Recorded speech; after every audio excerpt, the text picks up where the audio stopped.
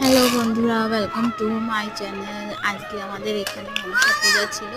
মনসা পূজায় গিয়েছিলাম, যেখানে ঘট ভরা থেকে পূজার সমস্ত বিধি সুসম্পন্নভাবে সম্পূর্ণ হলো।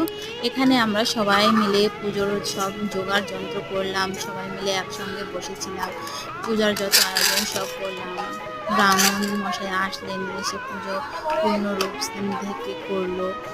এখানে মা মনসাকে দেখতে খুব সুন্দর হয়েছিল, ওনাকে একদম দেখে লাগছিল যেন কি জলজ্যান্ত মা মনসা বসে আছে।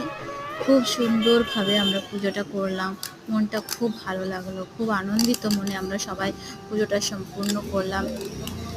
মার পুজো বলতে কথা, কত মনে উৎসাহ নিয়েছিলাম।